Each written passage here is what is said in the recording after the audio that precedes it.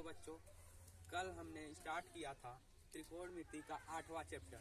और त्रिकोणमिति में हम लोग सीख चुके हैं कि त्रिकोणमिति में अन्य मान क्या होता है। और जैसे त्रिकोणमिति में पूछ लिया कि साइन 30 अंश, साइन 45 अंश, साइन 60 अंश, साइन 90 अंश का मान सब लोग हम लोग सीख चुके हैं। और आज सीखेंगे क्या? आज सीखेंगे त्रिकोणमिति अनुपात के बारे में। त्रिकोणमिति अनुपात कितने होते हैं और त्रिकोणमिति अनुपात को कितने फार्मूले होते हैं, सब हम यहाँ पे करवा रहे हैं। ठीक, तो पहले हम लोग जान लेते हैं कि त्रिकोणमिति अनुपात क्या होता है। तो त्रिकोणमिति अनुपात में हम लोग सीख रहे हैं कि त्रिकोणमिति अनुपात 6 होते हैं। कितने होते हैं? त्रिकोणमिति अनुपात 6 होते हैं। कितने होते हैं? 6 होते हैं।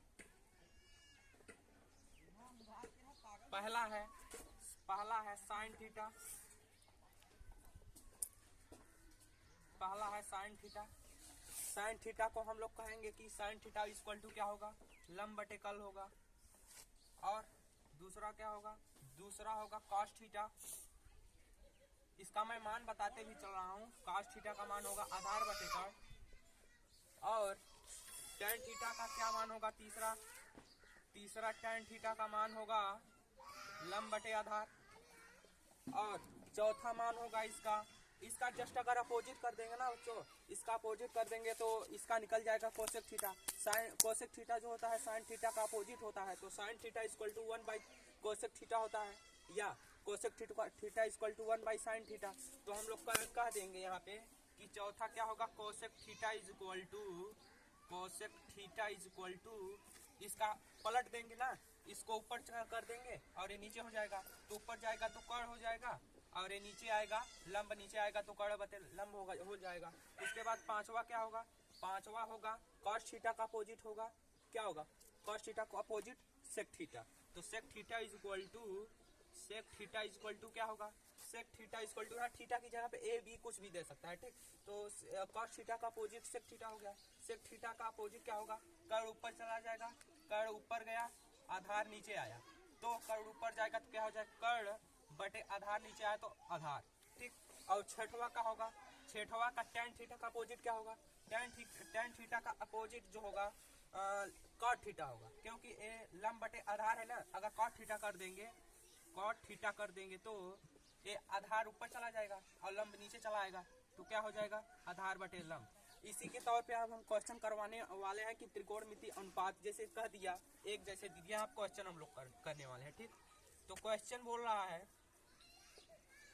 पहला बोल रहा है कि साइन थीटा, यदि sine theta is equal to ऐसा नहीं, थोड़ा सिंपल रूप से, यदि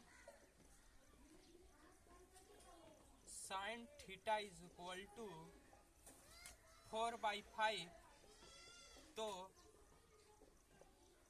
त्रिकोणमिति के अन्य मान ज्ञात कीजिए। त्रिकोणमिति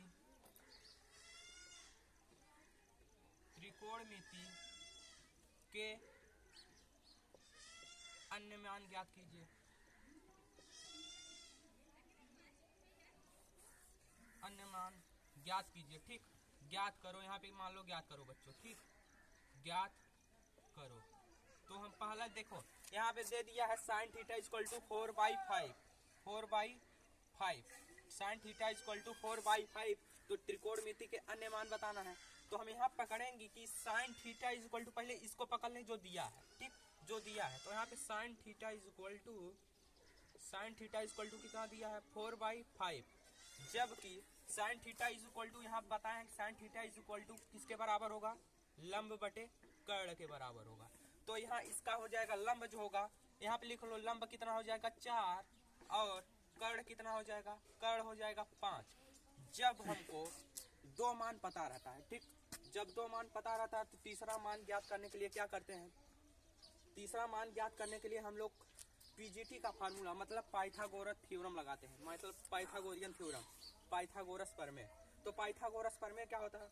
पाइथागोरस प्रमेय यहाँ हम लोग जान लेते हैं। पाइथागोरस प्रमेय, दो मान दिया है ना, देखो दो मान दिया है, ये दो मान दिया है, मान लो दो मान दिया है, यहाँ पे 90 अंश कर देते हैं, ये थीटा हो गया। ठीक, जब थीटा हो गया और यहाँ पे इसका मान रख देते हैं ए बी सी। ठीक, ए बी सी रख दिए। तो यहाँ पे थीटा के सामने की भुजा 90 अंश के सामने की भुजा क्या होती है? 90 अंश की सामने की भुजा कर्ण होती है। तो कर्ण कितना हो जाएगा इसका 5, और थीटा के सामने की भुजा लंब होती है, तो लंब कितना हो जाएगा 4। और आधार मालूम नहीं है तो आधार ज्ञात करना है। किसके परमेश हमको ज्ञात करना होगा? हमको ज्ञात करना होगा पाइथागोरियन थ्योरम से। तो पाइथागोरियन थ्योरम क्या होता है? यहाँ पे लगा दीजिए पाइथागोरियन थ्योरम।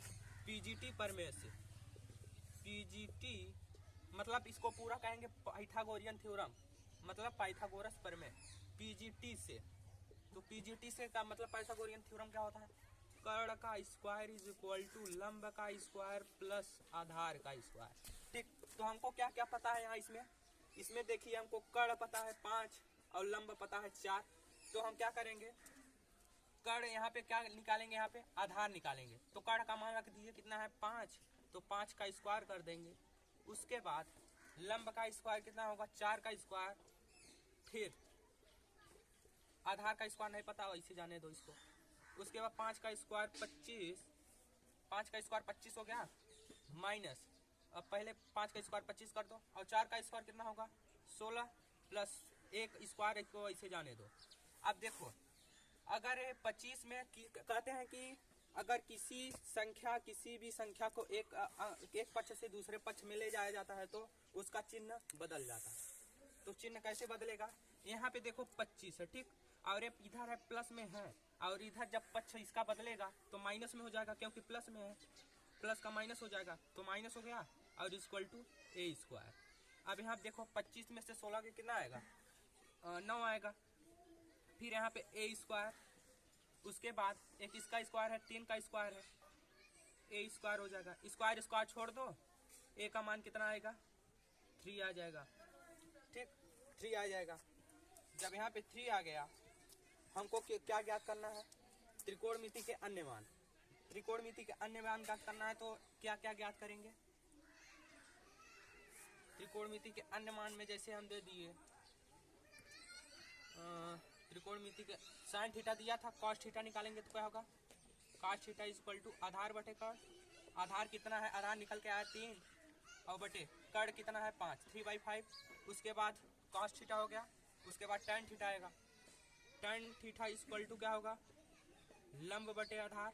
लंब बटे आधार मतलब लंब कितना है? 4 बटे आधार कितना है? 3 निकल के आया। फिर tan थीटा हो गया cosec theta. Cosec theta is equal to कर्ण बटे लंब होगा। तो कर्ण कितना है? कर्ण यहाँ है 5 बटे कर्ण बटे लंब। कर्ण बटे लंब है ना, तो कर्ण हो जाएगा 5 और लंब कितना हो जाएगा? 4, 5/4।